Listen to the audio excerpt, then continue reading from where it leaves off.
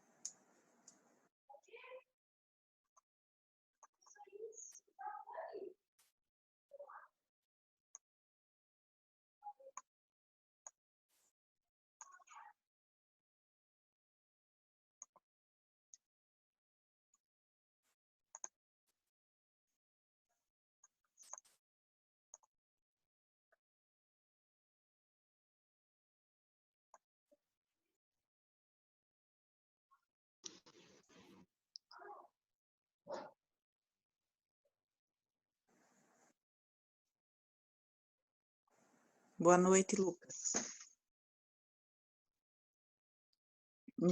Estão me ouvindo? Tô com o fone. Melhorou um pouquinho? Ai. Oi, Eduardo. Tudo bem?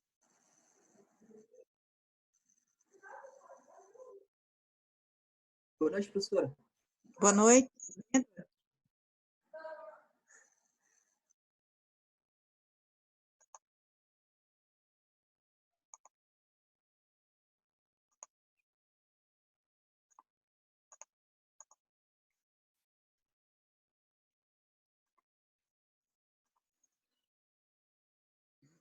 Hum.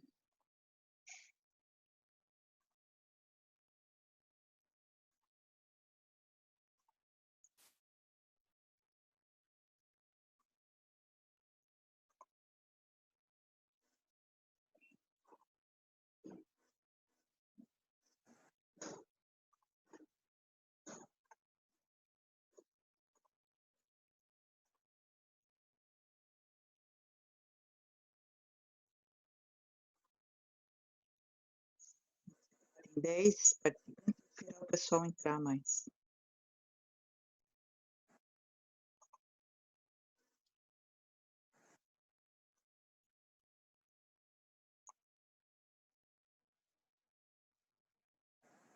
Oi, Amanda, boa noite.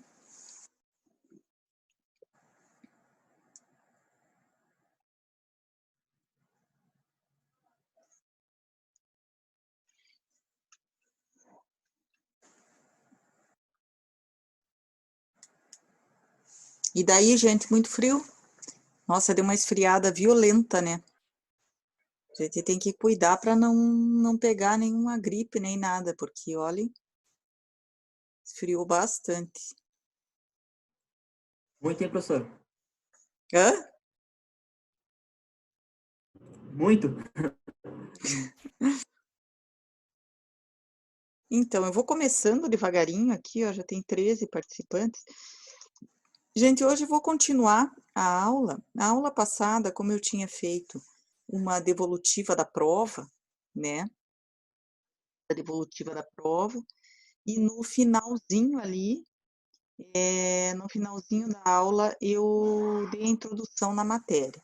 Né, eu falei um pouquinho para vocês da duração da jornada, duração do trabalho, daí coloquei a matéria lá, só vou recapitular um pouquinho para vocês, né? Essa questão da duração do trabalho, que é o que move, na verdade, a questão das horas extras e de muitos direitos trabalhistas estão amparados aí com relação à duração da jornada, né? A duração do trabalho. A jornada de trabalho normal é de 8 horas diárias e 44 semanais, né, prevista tanto na Constituição Federal, no artigo 7º, como também na CLT. Essa jornada de trabalho, o empregado, ele não pode ficar à disposição do empregador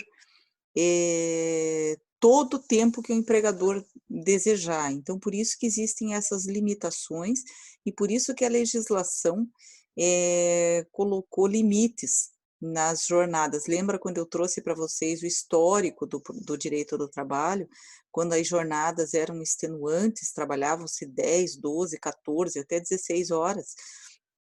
Não se tinha um controle sobre isso, né? E esse controle, ele veio justamente para equilibrar as relações humanas, né? E equilibrar as relações de trabalho por uma questão de saúde do trabalhador, questão social e uma questão econômica.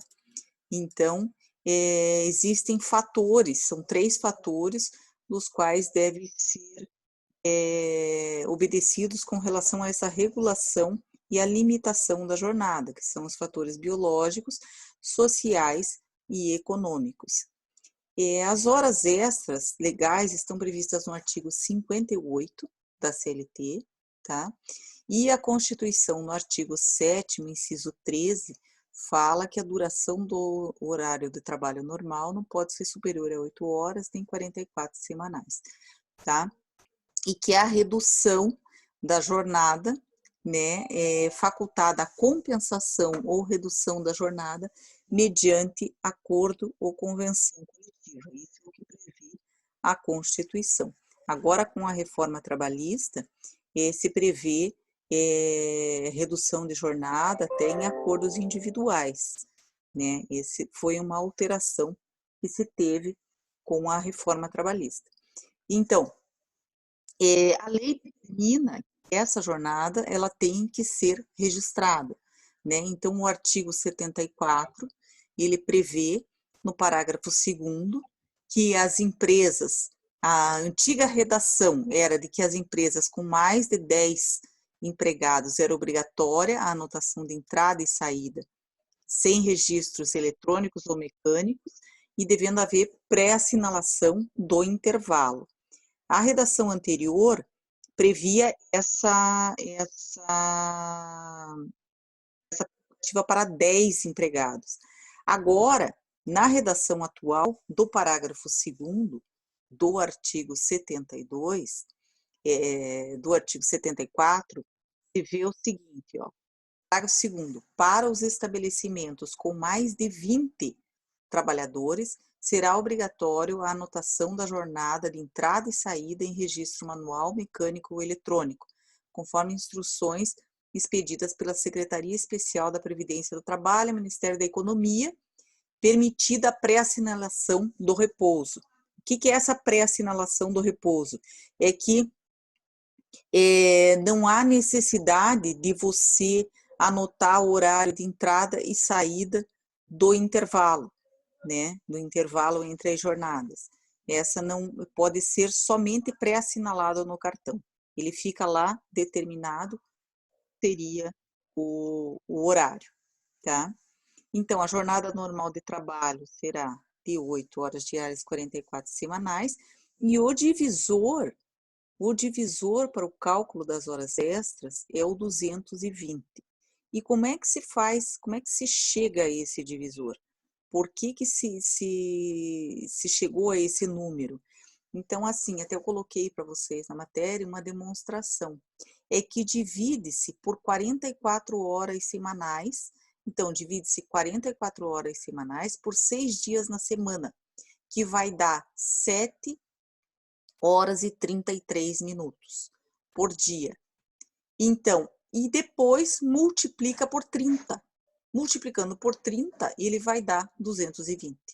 Então, essa é a regra para se chegar a esse divisor 220 do cálculo das horas extras. Tá? Eu vou dar uma paradinha aqui, para ver, já tem 20 participantes. Será que vai entrar mais gente? Vou esperar um pouquinho para fazer a chamada. Um pouquinho ainda. E, então, dentro dessa questão do controle da jornada, é importante a gente tratar do sobreaviso. Eu não falei a aula passada, porque eu só tinha dado uma pincelada, né? As horas de sobreaviso são aquelas horas onde o empregado fica à disposição do empregador, aguardando que ele seja chamado para prestar algum tipo de serviço, né? Então, ele fica, esse sobreaviso, essa escala de sobreaviso, ela pode ser no máximo de 24 horas. E está prevista no artigo 244, parágrafo 2º da CLT. Tá? Antigamente, até esse sobreaviso, ele era mais utilizado principalmente de pessoas, de médicos ou pessoas que trabalhavam com informática, que dava problema no sistema, e essas pessoas se utilizavam daquele BIP que tinha antigamente, que aí eles recebiam aquele chamado e teriam que se deslocar ao local para poder resolver. E também pessoas que ficavam às vezes em casa aguardando não tinha celular, não tinha esses meios de comunicação que se tem hoje, e então a pessoa tinha que ficar presa em casa aguardando para que a empresa chegasse e a chamasse para o trabalho, né? Então a pessoa não poderia fazer nada, não poderia se ausentar, ela tinha que ficar ali à disposição do empregador, aguardando, mesmo que não tivesse nenhum tipo de chamada, ela deveria aguardar o chamado, né? Hoje, com o celular e muitas coisas, em razão da informatização, né, do trabalho, isso acaba perdendo um pouco o efeito dessas horas de sobreaviso, né? A não ser em situações peculiares, né, que há necessidade do empregado se deslocar. Mas também o empregado não tem a obrigação de ele ficar no local. Hoje, se ele está portando um celular, por exemplo, ele pode sair, fazer as atividades particulares dele e tentar resolver o problema e não precisa ficar preso, né, aguardando a ordem do empregador. Tem até uma OJ que foi transformada em súmula, era a J49, e ela foi, em 2012, ela passou a ser súmula, né, que fala assim: sobreaviso, aplicação analógica do artigo 224, parágrafo 224, não, 244, parágrafo 2º da CLT. Diz o quê? O uso de instrumentos telemáticos ou informatizados fornecidos pela empresa ao empregado, por si só, não caracteriza o regime de sobreaviso. Então, não é só o fato da empresa fornecer um aparelho celular, por exemplo, para o empregado, que ele está em regime de sobreaviso. O que caracteriza o regime de sobreaviso é a impossibilidade de locomoção, dele ter que ficar ali aguardando o chamado. Então, no item 2 diz o seguinte: considera-se em sobreaviso o empregado que à distância é submetido ao controle patronal por instrumentos telemáticos ou informatizados a permanecer em regime de plantão ou equivalente, aguardando a qualquer momento o chamado para o serviço durante o período de descanso. Então, ele não pode se ausentar. Então, muitos juízes não condenam em sobreaviso, principalmente por causa da mobilidade, porque o empregado ele pode se movimentar e normalmente esses chamados são feitos via celular, onde a pessoa porta o aparelho e agora, se restar comprovado de que ele teria que ir até a empresa resolver um assunto às horas extras decorrentes desse deslocamento, isso é devido, não necessariamente aplicado o sobreaviso. O juiz pode entender simplesmente por hora extraordinária, né? Que ele foi, o empregado se deslocou até o local e prestou um serviço fora do horário de expediente. Então, esses casos de sobreaviso, eles estão ficando cada vez mais restritos, né? A pessoa que fica ali e ela não pode se ausentar aguardando uma ordem do seu empregador, tá? As horas extras, na verdade... Professora, Oi. isso aí acontece muito no interior, né? Tipo, em casos de médicos, assim, em cidades pequenas de Que 10 eles mil ficam de habitantes. plantão? Sim, Eles ficam de plantão, mas eles ficam em casa esperando a ligação para atender. ficam de plantão. Isso É acontece muito. normalmente em categoria diferenciada, assim, isso que eu falei para vocês, que precisam de atuar nesse regime de emergência, regime. Aí sim, ele não pode se ausentar. Agora, o trabalhador de empresa, o executivo, por exemplo, e aí ele não consegue, essa questão do sobreaviso fica um pouco prejudicada porque ele consegue se deslocar. Agora, aquele que está fixo no local, aguardando porque o médico, veja, o médico ele está no hospital, então ele está no seu horário de trabalho, né? Aí a qualquer momento ele vai ser chamado. É diferente do sobreaviso, porque o sobreaviso é quando ele está em casa, né? Ele está em casa e fica de prontidão, né? Então fica mais esses serviços que eu digo de emergência, de às vezes apoios técnicos, né? Por exemplo, um apoio técnico de um caixa eletrônico que não funciona, que o empregado tem que se deslocar até lá, um problema numa agência bancária, que o pessoal de informática do banco dá um problema no sistema e eles têm que resolver, aí ele tem, mas também se ele conseguir resolver de casa, né, ele vai receber as horas extras, mas não de sobreaviso. Por isso que eu disse para vocês que o sobreaviso, ele não é tão comum hoje em dia de ser caracterizado, mas existe, né? O dispositivo está lá. Ele existe ainda, existem casos de sobreaviso, claro que sim. Eu vou fazer a chamada agora, gente. Deixa eu entrar aqui para ver se eu consigo. Eu estou com uma tela só hoje de computador, então eu estou com dificuldade aqui, mas deixa eu ver se eu consigo entrar aqui e fazer a chamada. Não dá problema. Só um pouquinho.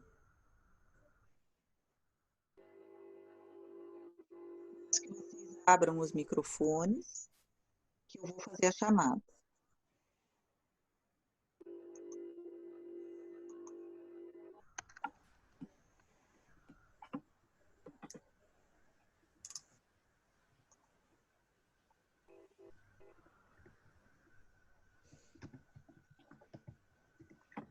Só um pouquinho.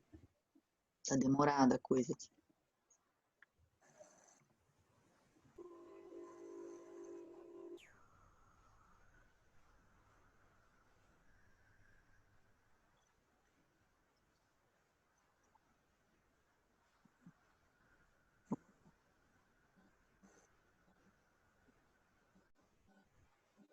Dani, Gabriela?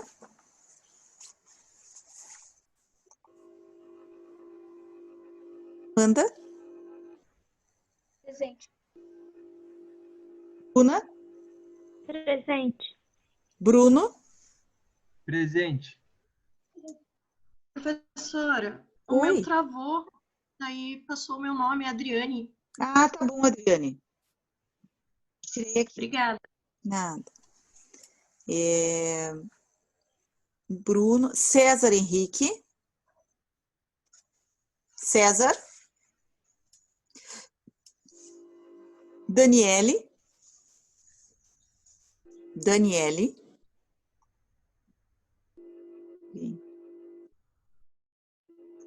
Tá, Daniele. Davi, ou David, eu não sei. Dylan. Dylan. Eduardo. Presente. Helenice. Presente. Arielle.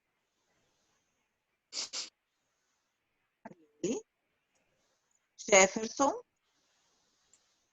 Jefferson. Jonathan. Presente. Presente, Jonathan. Kendry. Kendry. Professora, o meu travou, eu tô aqui, Karine. Presente. Ah, tá, Karine. Kendry, presente. Tá. Kendry, presente. Kendry, presente. Larissa. Larissa.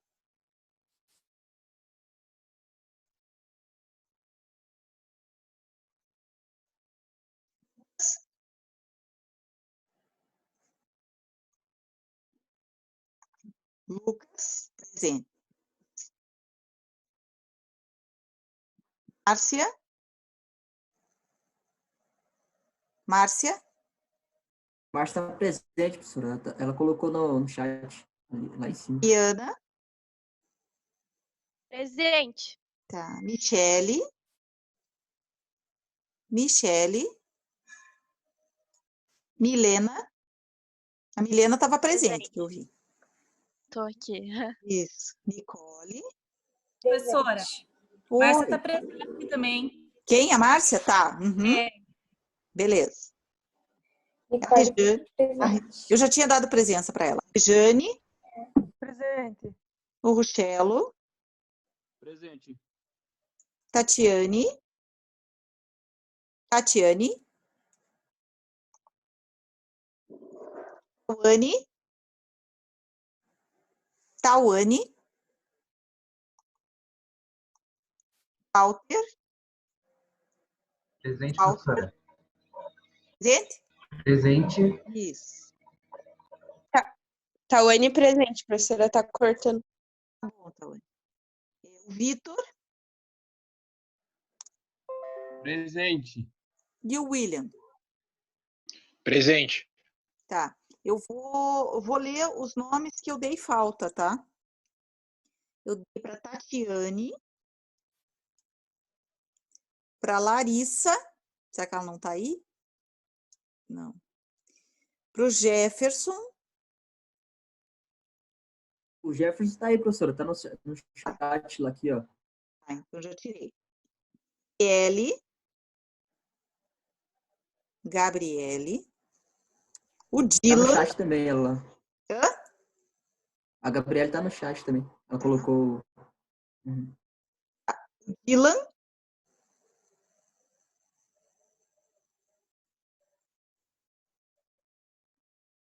Esse David. E só. O Dylan não tá aí mesmo? E no chat, né?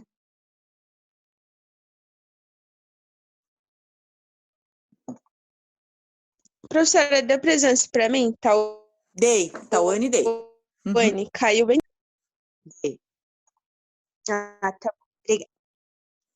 Só que no de presença foram esses nomes que eu citei aí, tá? O resto eu dei presença. Então, gente, vamos prosseguir. Vamos lá. Né? Deixa eu ver onde é que eu estava. Eu estava falando das horas extras e as horas extras que são permitidas por lei, né? Então, não é que não se podem fazer horas extras, pode, desde que sejam remuneradas, né? Mas tem um limite também, né? Não se pode fazer um período grande de horas extras, o limite seriam de 2 horas extras por dia, né?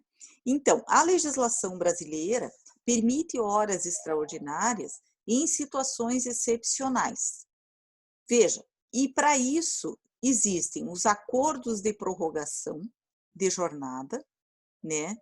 Para justamente abrigar esse tipo de situação, tá? Das horas extraordinárias. Por esse acordo de prorrogação de jornada, é um ajuste entre as partes, né? Entre empregado e empregador, que tem por finalidade legitimar a prorrogação da jornada de trabalho. Então, é um documento escrito, né? Que demonstra a vontade das partes de se prorrogar a jornada de trabalho. Então, pelo próprio conceito do acordo de prorrogação de jornada, ele tem como finalidade a realização de horas extras pré-pactuadas, tá? E esse acordo de compensação, ele visa legalizar o excesso do labor extraordinário, né? De um dia com a compensação no dia seguinte, né? A compensação em outro dia, desde que seja feita dentro da mesma semana e com a observância do limite legal de 44 horas semanais. Então, o que quer dizer isso? Significa que, de comum acordo, o empregado e o empregador podem prorrogar a sua jornada de trabalho. E isso está previsto no artigo 59 da CLT, que teve várias alterações aí, foram inseridos letras no artigo 59 e tiveram algumas alterações.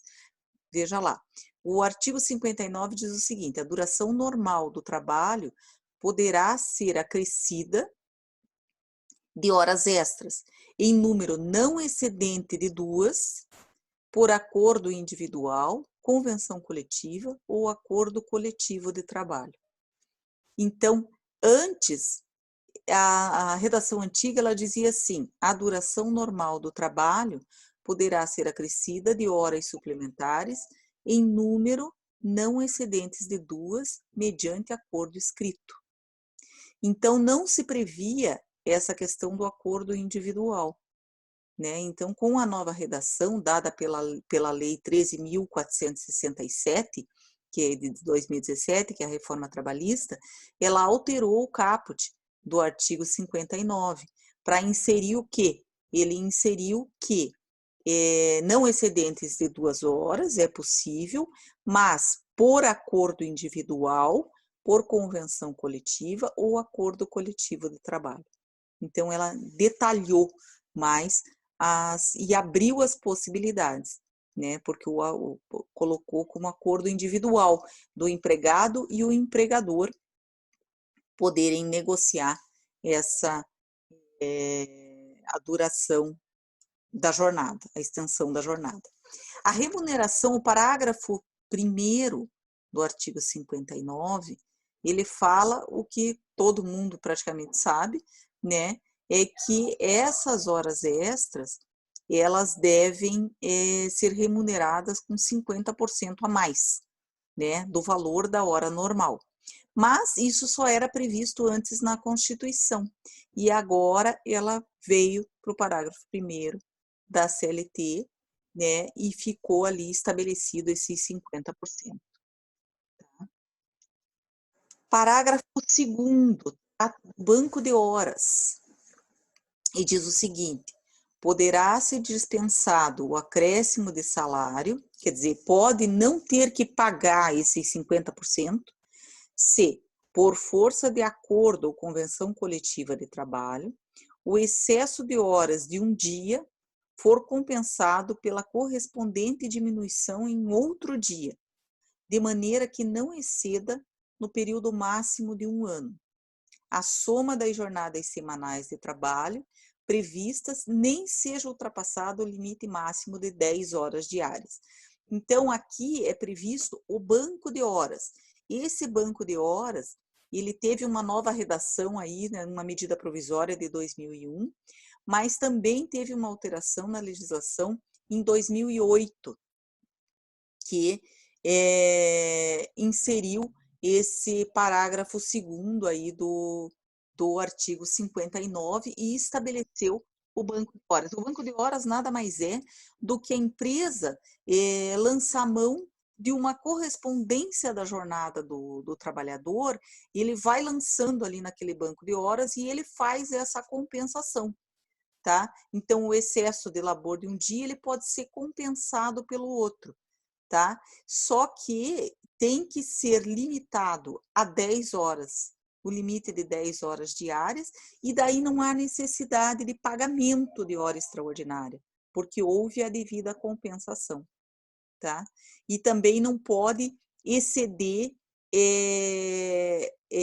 não pode exceder o período máximo de 1 ano. Então, você não pode jogar essa compensação, né, por exemplo, para o ano seguinte. Então, é feita a compensação e ela tem que ser aproveitada dentro do próprio ano.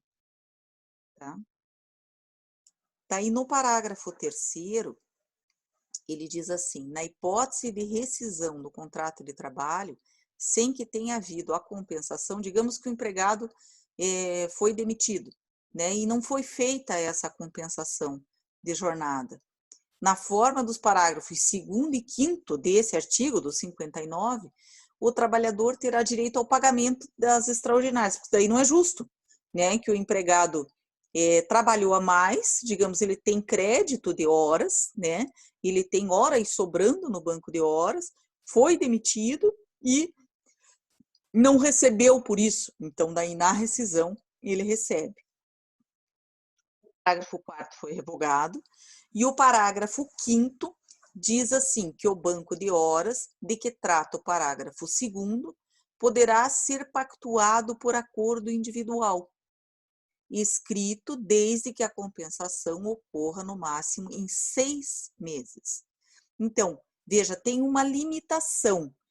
A regra geral diz que a compensação tem que fazer em 1 ano, mas se o acordo for feito através de acordo individual, né, que é uma inovação aí, isso foi colocado a partir da lei 13.467 da reforma trabalhista, então, no período máximo de 6 meses, ele pode ser compensado por acordo individual escrito, tá? Então, é entre o empregado e a empresa, individual. Ô, professor, e Oi. se o empregado, ele tem, digamos que ele tem muitas horas, assim, no banco de horas, e aí a empresa chega nele, assim, ele quer receber essas horas, né? A empresa chega assim, olha, eu não vou te pagar e conforme você tem muitas horas, eu vou deixar que você, como é que eu posso te dizer? Ele não trabalha no dia, né? Para compensar as horas.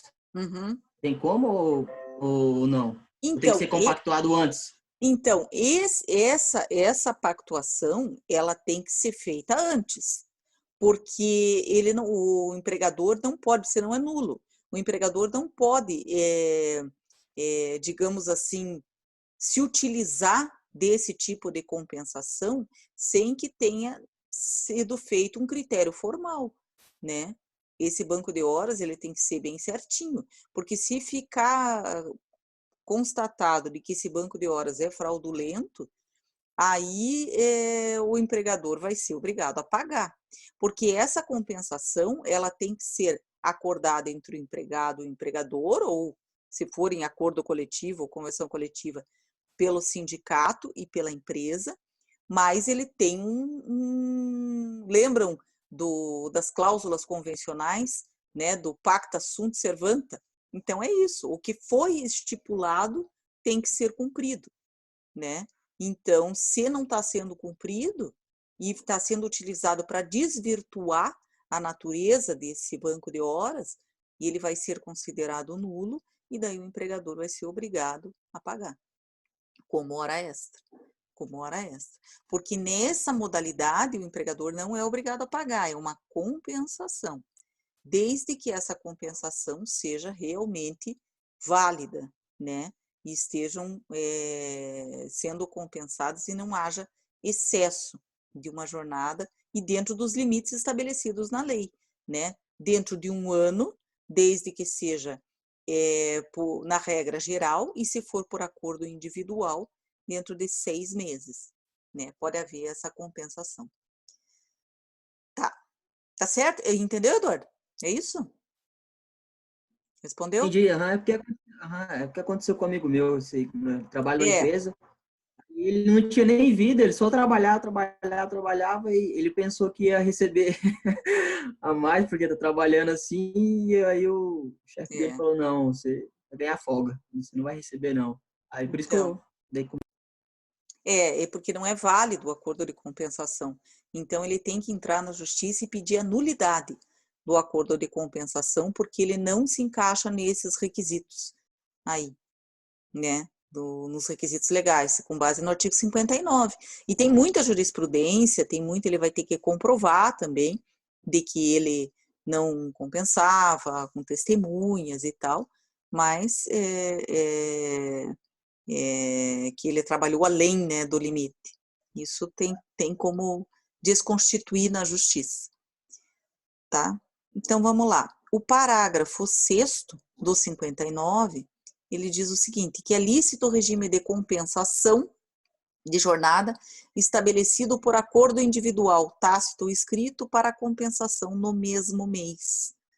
Então, isso foi inserido agora, tá? Então, ele pode ser compensado no mesmo mês. Faz um acordo individual e compensa-se naquele mês.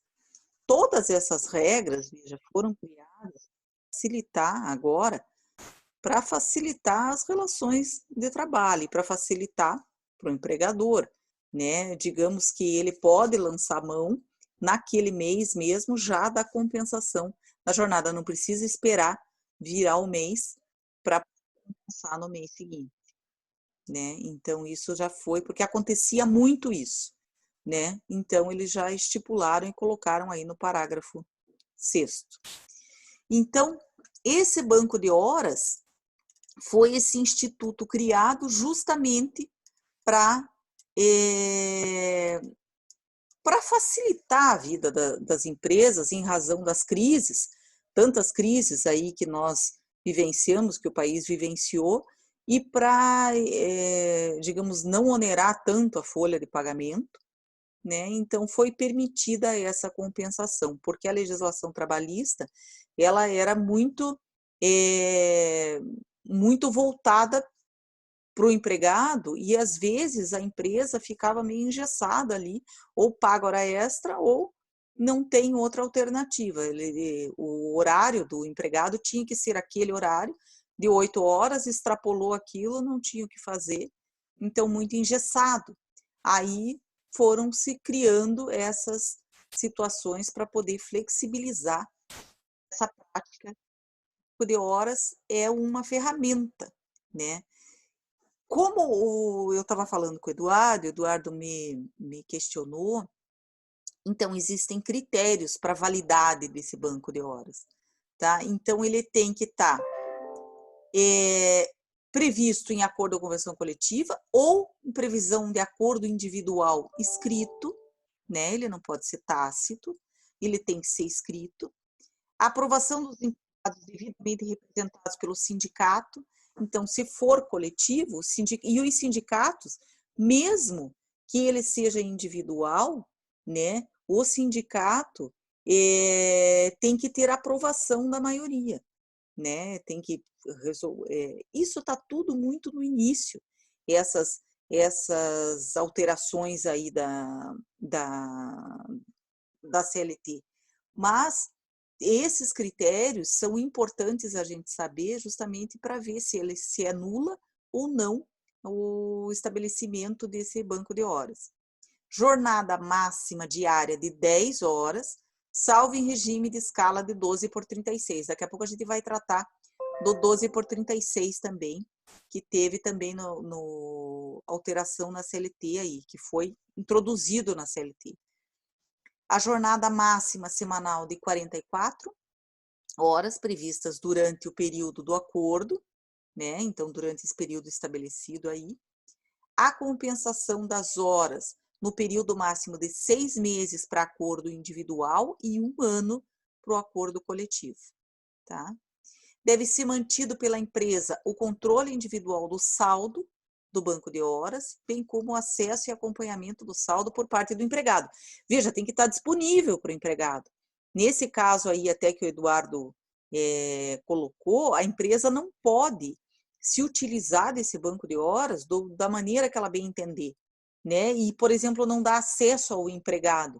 Então, o empregado fica na mão da empresa e a empresa diz, olha, você tem que compensar aqui, e ele não sabe, na verdade. Então, isso aí tem que ser bem controlado e bem transparente, esse controle, para ele poder funcionar.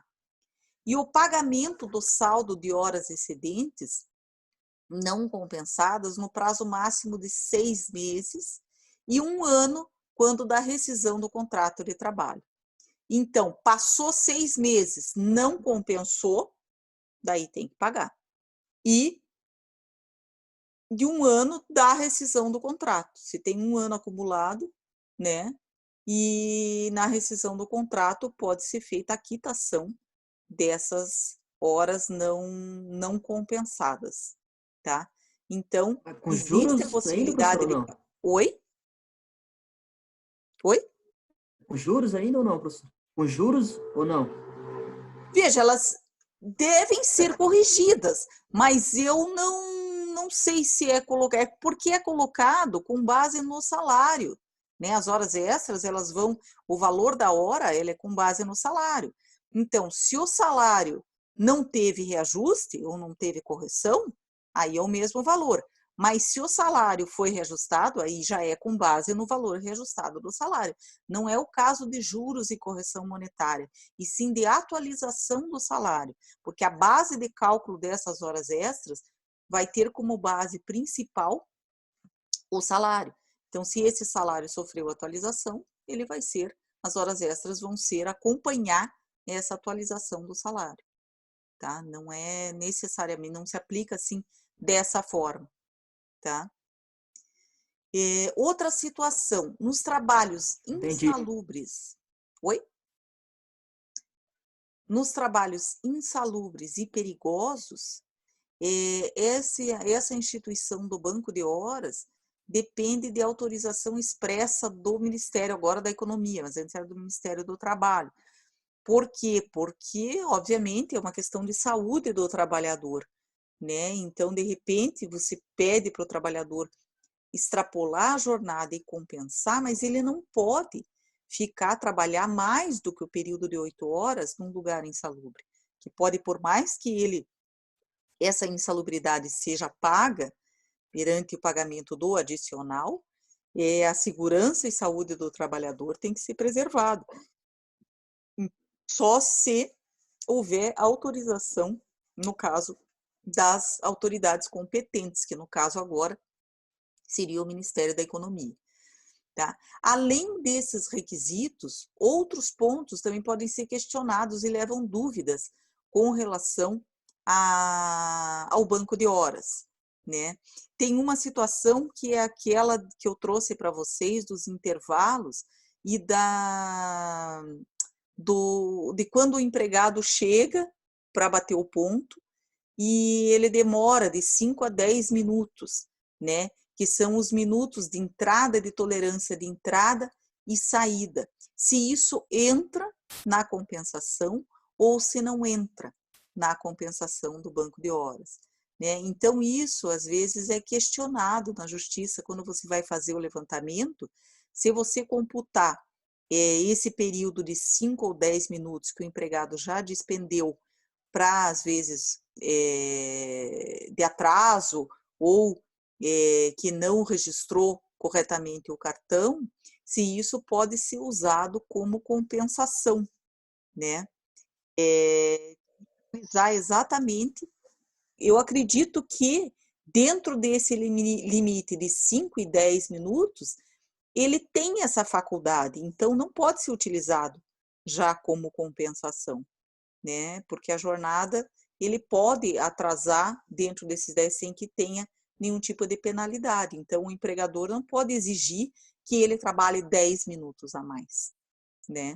Eu não vislumbro muito sucesso nessa tese de que ele deveria compensar, porque a própria lei prevê essa flexibilidade de 5 a 10 minutos, não teria sentido você jogar isso na compensação, tá?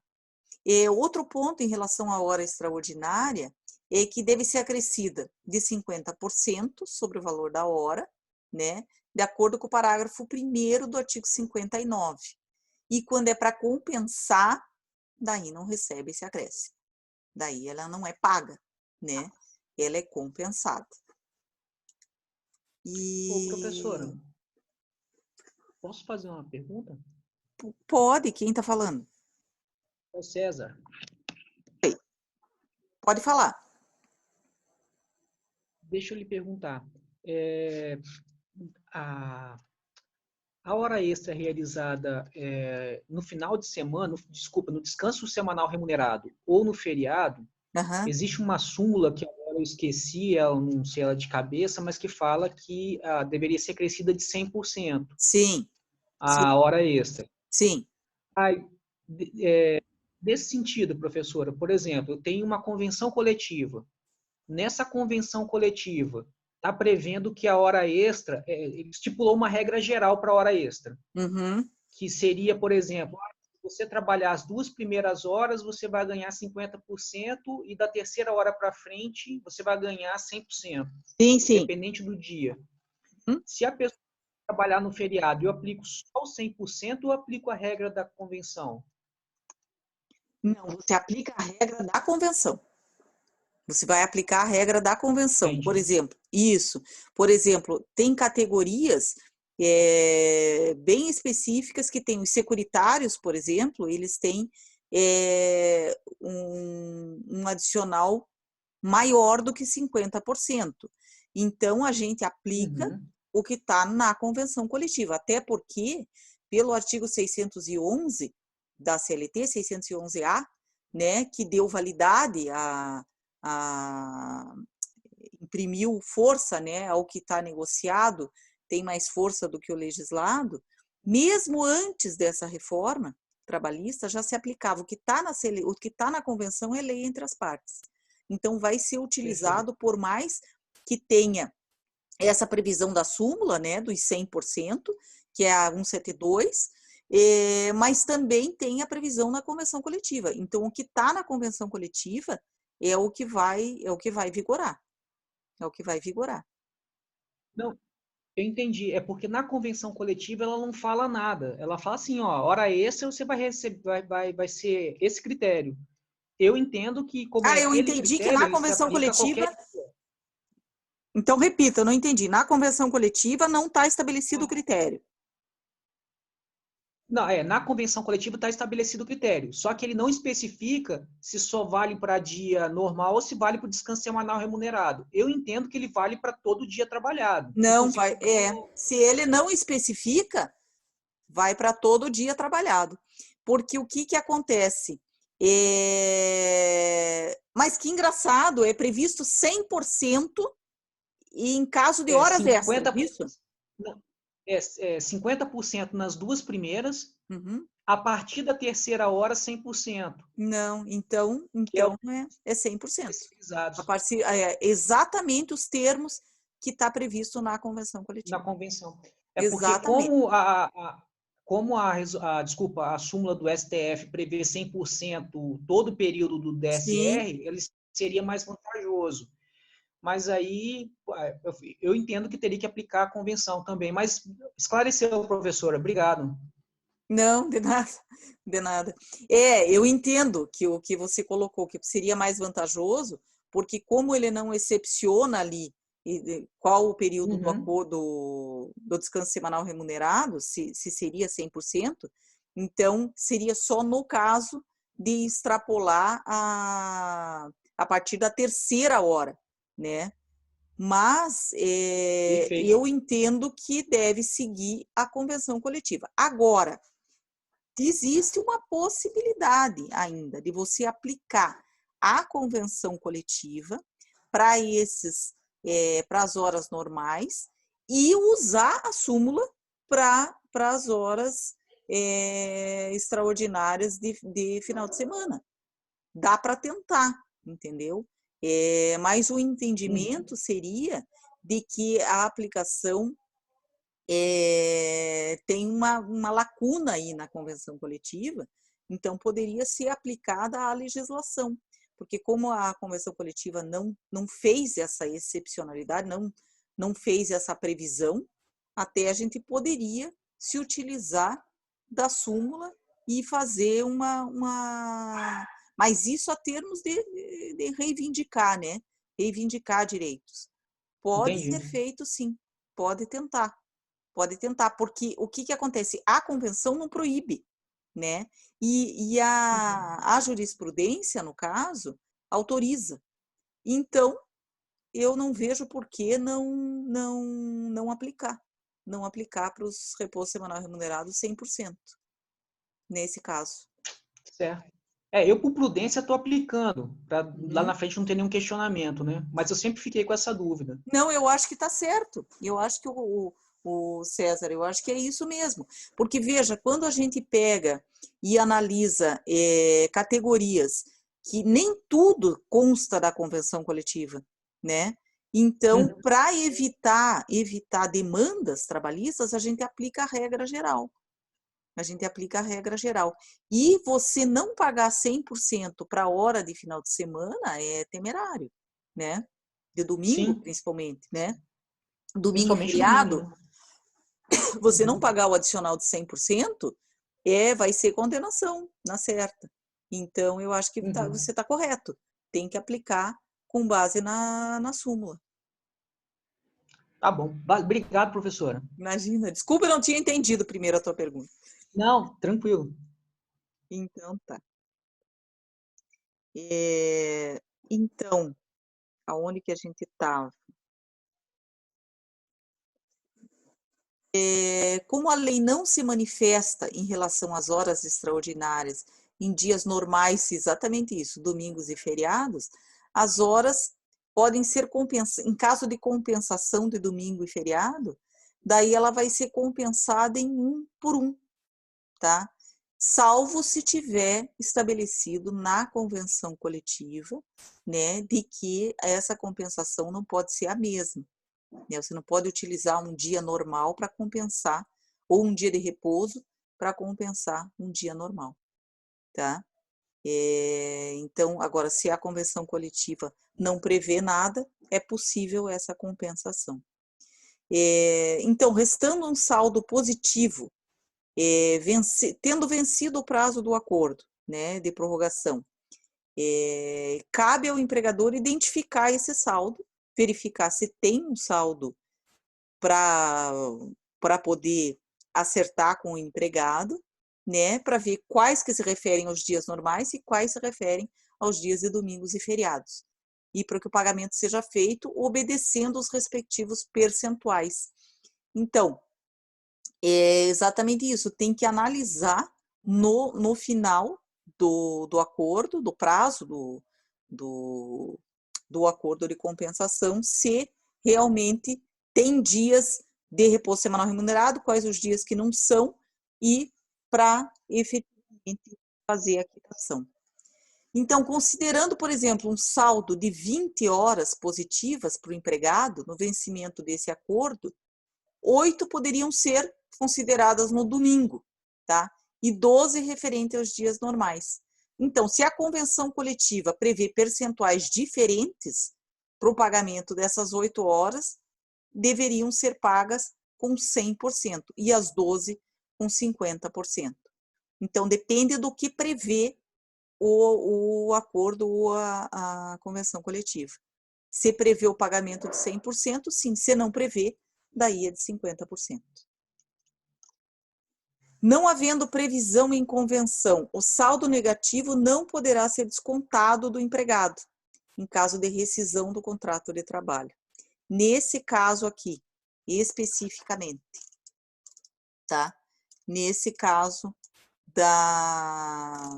do banco de horas.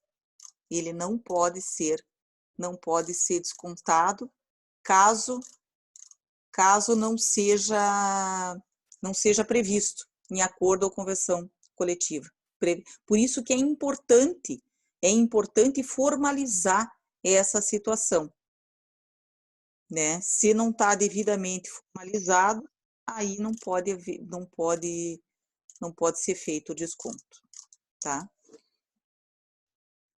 Vamos lá. Então, o que a gente vê? Tiveram várias alterações aí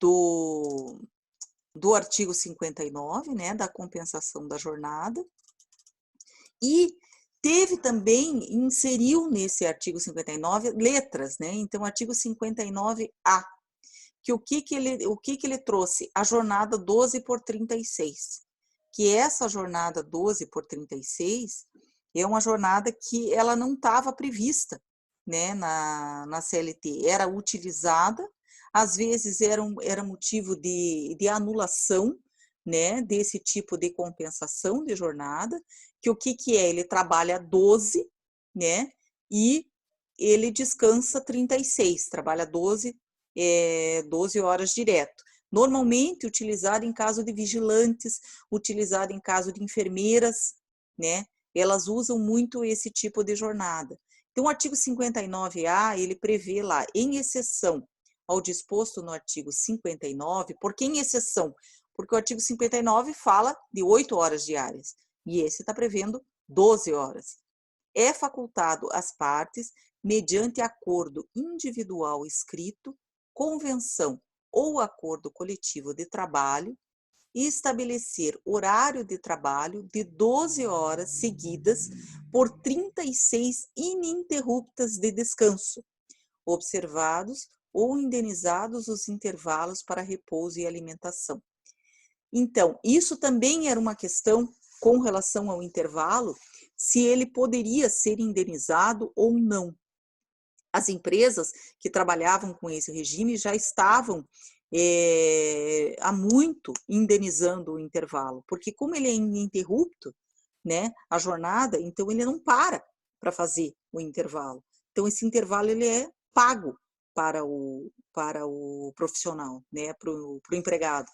E agora está previsto com essa redação dada pela lei da reforma trabalhista. Gerou muita discussão que quando se estavam debatendo aí essas questões da reforma trabalhista, começaram a falar que a reforma estava prevendo labor até 12 horas diárias, que ia aumentar, não era nada disso. É só para esses casos de 12 por 36.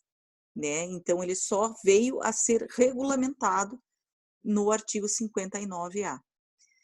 O parágrafo 1º desse artigo, ele diz que a remuneração mensal pactuada pelo horário previsto no caput, que é no horário de 12 por 36, abrange os pagamentos devidos pelo repouso semanal remunerado e pelo descanso em feriados, e serão considerados compensados os feriados e as prorrogações de trabalho noturno, quando houver, que tratam do artigo 70, parágrafo 5º e 73. Então, veja, é um pacote só, né? A pessoa trabalha, vai ser compensado tanto os feriados como os repousos semanais remunerados, né? Dentro desses 36 que ele fica ininterrupto em repouso. Tá? Então, essa jornada é aplicada normalmente para caso de vigilante e caso de enfermeira, esses profissionais da área de saúde, não só enfermeira, trabalham normalmente nesse tipo de regime, porque é um trabalho ininterrupto, eles não podem parar. O artigo 59B já diz o seguinte, ele impõe alguns limites na aplicação desse tipo de jornada. Ele diz que o não atendimento das exigências legais para a compensação da jornada, inclusive quando estabelecida mediante acordo tácito, não implica a repetição do pagamento das horas excedentes à jornada normal diária, senão ultrapassada a duração máxima semanal, sendo apenas devido ao respectivo adicional. Isso aqui foi também uma alteração da legislação que veio de maneira prejudicial ao trabalhador. Então, o que quer dizer? Por mais que essa compensação não tenha sido feita de uma maneira como ela deve ser, como a lei prevê, não obriga o empregador a pagar a repetição do pagamento dessas horas excedentes, tá? Desde que não ultrapassada a jornada máxima semanal. Agora, se ultrapassar as 44, aí sim, aí ele pode pagar. Então, é devido somente o adicional, não hora mais adicional, somente o pagamento do adicional, caso não sejam respeitados todos os requisitos necessários para a compensação desse tipo de compensação de jornada. E o parágrafo único diz que a prestação de horas extras habituais não descaracteriza o acordo de compensação e o banco de horas. Então, o que acontecia antes da vigência dessa lei? Aconteciam duas situações aqui, tinha esse 59B, tinha esse parágrafo único. Então, a jornada, quando ele trabalhava em regime de compensação de jornada, mas fazia horas extras, né, e ele era descaracterizado. Né? Esse banco de horas e essa compensação de jornadas era descaracterizado. Por quê? Porque além daquilo, ele trabalhava além do limite. Então, isso era descaracterizado. Agora, não descaracteriza mais. Não descaracteriza mais. Então, não implica, antes era considerado nulo, né? Tem a súmula 85, que prevê exatamente essa questão da nulidade do banco de horas. Quando ele não participava de acordo ou convenção coletiva, quando havia hora extra além, né, do limite, havia compensação e horas extraordinárias, né, além do limite, então era considerado nulo esse acordo de compensação ou o banco de horas e a empresa era obrigada a pagar novamente. Agora não. Vai ser determinado o pagamento somente do adicional. Isso já era previsto na súmula 85. Eles trouxeram o texto da súmula 85 para dentro da CLT, dentro do artigo 59, e colocaram para já não gerar mais nenhum tipo de discussão e de imprimir mais validade a esses acordos de compensação e ao banco de horas, porque é uma alternativa que o empregador tem de trabalhar com essas horas extras sem que isso onere tanto a folha de pagamento, tá? Então, isso é uma situação que foi trazida para dentro da CLT. Então, essa escala de 12 por 36, há muito tempo vem sendo utilizada, só que ela era permitida somente se fosse contratada através de convenção e acordo coletivo, já que a lei não especificava, não continha no texto da lei isso. Então, normalmente, essas categorias que eu citei, nos acordos e convenções coletivas deles, estava prevendo essa jornada de 12 por 36. Se vocês derem uma olhadinha na convenção coletiva dos vigilantes, por exemplo, é previsto. Lá já está devidamente discriminado. E ela era validada perante a justiça. Por quê? Porque era previsto na convenção coletiva. Mas tinham outras categorias que às vezes ficavam num limbo. Então, foi trazido isso para a CLT. Então, a partir da vigência da nova lei trabalhista, né, foi inserido essa disposição aí, tanto do acordo individual, né, a permissão de acordo individual para compensação de jornada e também para banco de horas, né, e também foi inserida a jornada de 12 por 36 no artigo 59B. Então, que teve essa alteração. Na verdade, foi estabelecido, teve um período que teve aquela medida provisória 808, que só veio para bagunçar aí a nossa CLT e bagunçar as relações de trabalho e bagunçar os RH das empresas, porque o que acontece? Essa medida provisória, ela foi editada e ela entrou em vigor em 14 de novembro de 2017, tá? E retirou a autonomia das partes, do empregado e empregador. Então, ele não permitiu mais o acordo individual, essa compensação de jornada por acordo individual.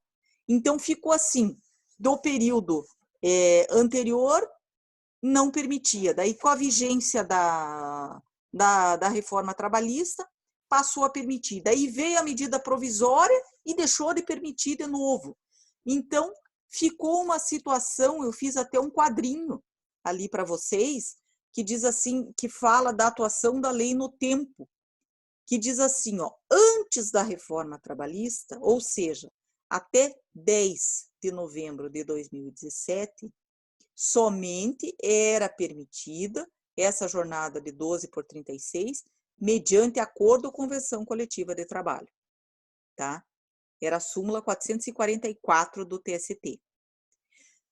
Dentre os dias 11 de 11 de 2017 a 13 de 11 de 2017, foi quando vigorou, já entrou em vigor a reforma trabalhista, tá? 11 de 11 ela já estava em vigor, mediante acordo ou convenção coletiva e mediante contrato individual entre as partes. Antes, esse contrato individual não aparecia ali, tá? Era só mediante acordo ou convenção coletiva, não tinha esse contrato individual.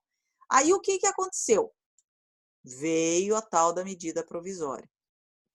E essa medida provisória 808 de 17, ela perdeu a validade, porque ela não chegou a ser votada, né? Ela deixou de ser validada.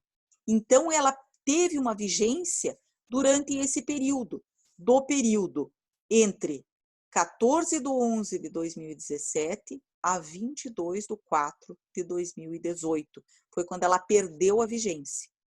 Então, nesse período, se vocês pegarem alguma situação desse período, ela vai ser somente mediante acordo ou convenção coletiva de trabalho. De novo, é como se estivesse retrocedendo. Então, ela manteve a redação original da CLT. O que acontece? A medida provisória não foi votada, perdeu o efeito, voltou à redação da reforma. Então, a partir de 23 de 4 de 2018, mediante acordo ou convenção coletiva, de trabalho e também mediante contrato individual entre as partes. Gente, isso que está vigorando agora.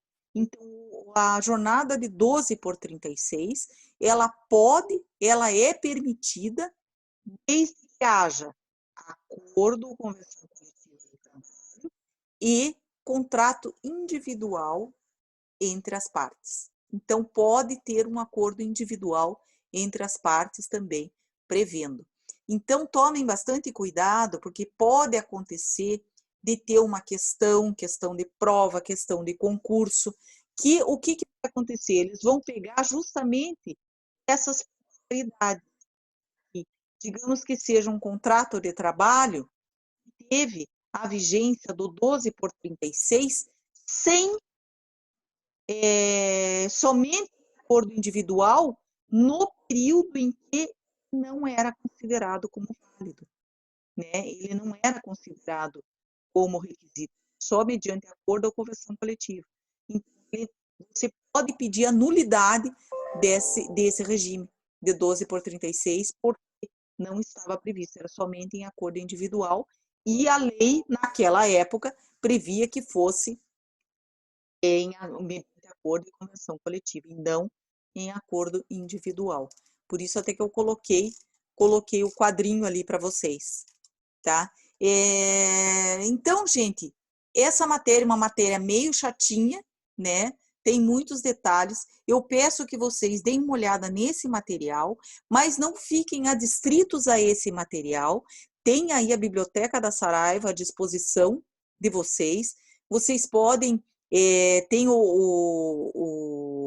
eu posso até indicar o capítulo do Sérgio Pinto Martins, que tem o livro, eu acho que da Volha Bonfim não tem na Saraiva, mas tem o Sérgio Pinto Martins, tem lá a nova edição, vocês podem entrar e ler a respeito o capítulo da compensação de jornada, do banco de horas, da jornada 12 por 36, dessas alterações que tiveram aí, tá? Vocês deem mais uma lida, mais uma firmada, e daí, se tiverem alguma dúvida, também podem me questionar, para a gente poder tocar o barco. Eu acho importante vocês abrirem um pouquinho o leque e também pesquisarem em outros autores, né? O Carlos Henrique Bezerra Leite também é muito bom para vocês analisarem esse tópico e darem o Godinho Delgado também, podem dar uma olhada lá.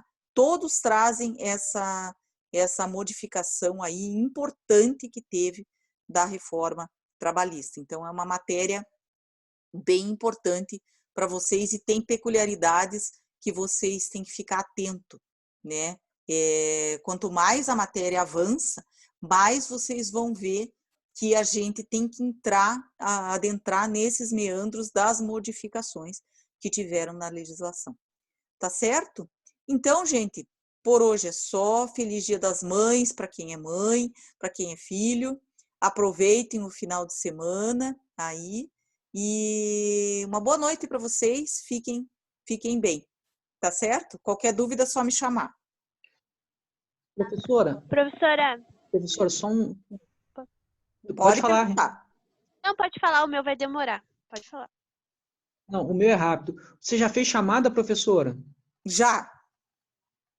Eu É acho que porque eu acho que eu perdi a chamada. é o César, né?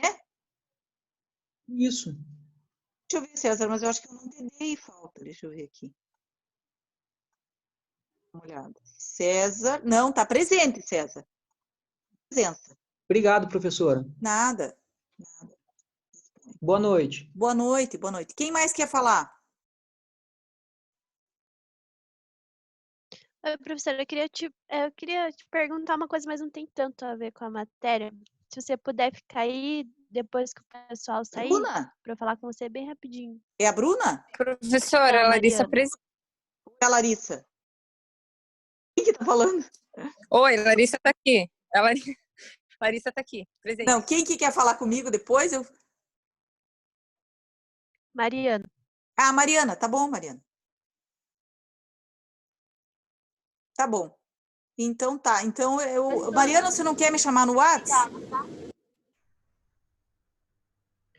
Pode ser, professora. Pode ser? Pode ser. Então tá bom. Então me chama no Beleza, WhatsApp. então. Eu preciso encerrar a sessão, porque senão o outro professor não pode dar aula. Que é, Helenice? Tá, beleza. Obrigada. Feliz Dia das Mães. Vocês também. Tudo de bom pra vocês. Boa noite, professora. Boa Bom final de noite. semana para a senhora. Feliz Dia das Mães também. Tchau. Boa noite. Tchau. Tchau, tchau.